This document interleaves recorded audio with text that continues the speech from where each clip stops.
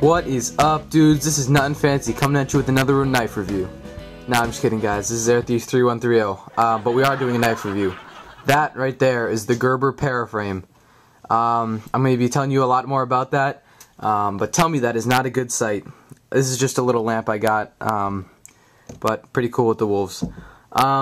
So first off, I'm kind of going to steal Nothing Fancy's POU. This is really kind of an EDC knife for me. I've been carrying it every day for the last 3 months, and I really like it. I have to tell you that right off the bat. We're going to start off with a couple specs. I didn't get these off the website, I just did these now. It's 2.5 ounces, and when it's closed with the blade in, it's 4 1/8 inches, and it has a blade of 3 inches. So when it's completely open and everything, the total length is less than 7 inches, so that's pretty good for an EDC knife. Alright, so I'm going to kind of compare this to the Delica FFG, if you will. It weighs the same, 2.5 ounces, which is kind of weird because the Delica has FRN handles, which are fiber reinforced nylon, and this is all steel, so we don't know what steel it is because Gerber keeps their steel mystery, but it is surgical steel. So it weighs the same. It has a longer blade, not by much, but it is longer. So this with the 3-inch blade, I think the Delica is 2 and some change. So it's closer to 3, I know that, but it's still longer. Since this is made of all steel, it's going to be a lot more durable. In an EDC knife, that's not necessary, but I'm going to take durability when I can get it. It's made of all steel, so you can do stuff like prying and stuff like that. You don't have to worry about the thin FFG blade being broken by whatever you're doing.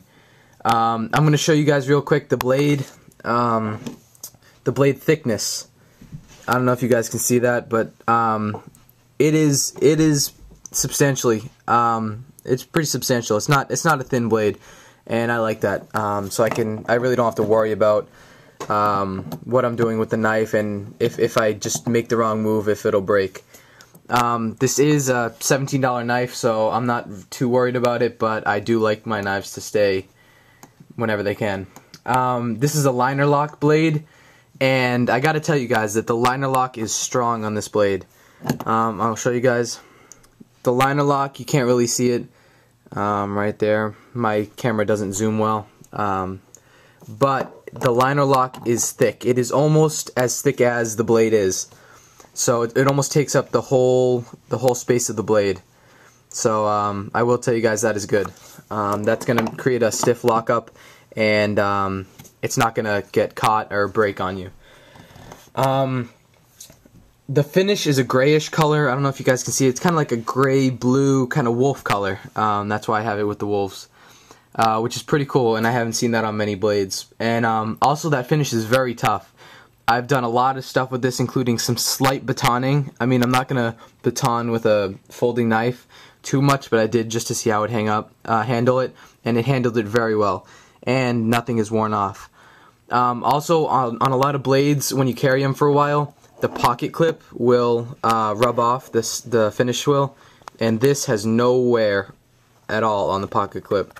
There are a couple minor scratches, but it's still very good for a folding knife. Next, the steel. As I said, Gerber doesn't really tell us, but it's just a surgical stainless. So I'm confident using it in whatever I need. If I need like a splinter taken out or something like that. Also, what I've found with this blade is it's fairly easy to sharpen. I'm not a great sharpener, but I've been using the bottom of a coffee mug, and it has a very sharp edge when I'm done. It holds the edge not outstanding, I would say, but it does hold it adequately.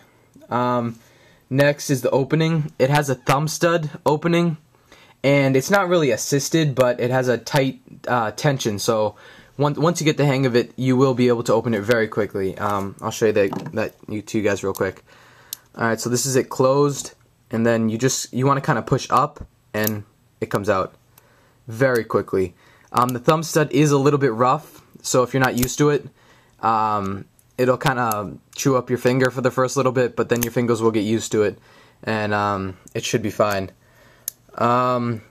So as you guys can see, it opens very quickly. I've never seen an automatic knife, but it looks pretty close to it. It's very quick. The pocket clip is very good. It's simple. It works, and also it holds it in your pocket very tightly. But it's not one of those knives that you can't even get into your pocket. Like the Recon 1, for example, it's very hard to get into your pocket.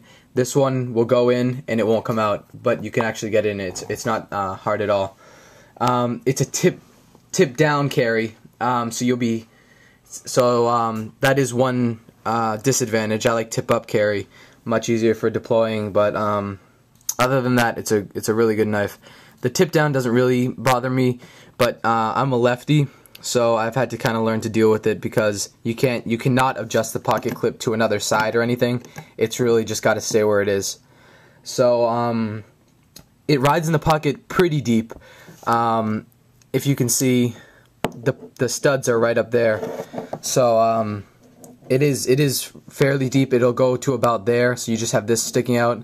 And I found that this is really good if you needed like a less lethal option, or if you needed to break something that you didn't want to do with your hand. It's fairly sharp, and you can just do what you need to do with that.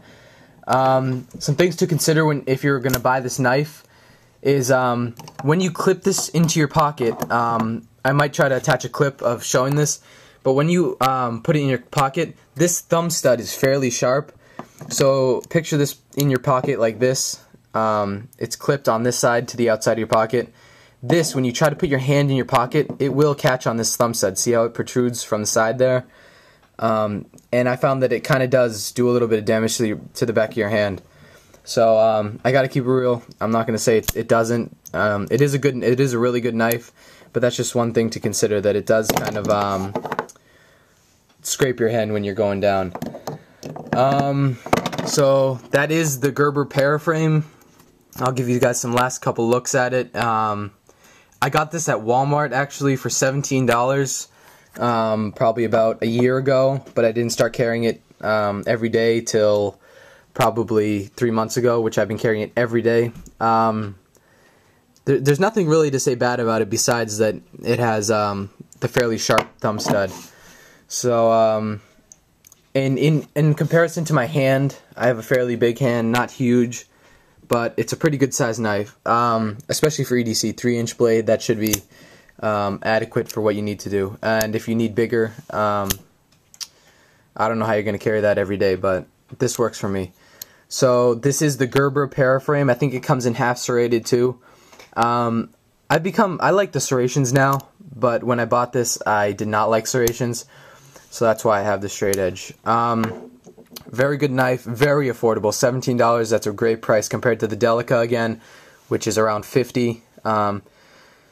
This is the only color I know it comes in, but I think it's a very nice color. No one else really kind of makes this color, and I do think it's a good color. So all around, great lockup, great everything, and the only thing bad I have to say about it is that thumb stud is kind of sharp. Alright, this is Air33130 signing out. Bye.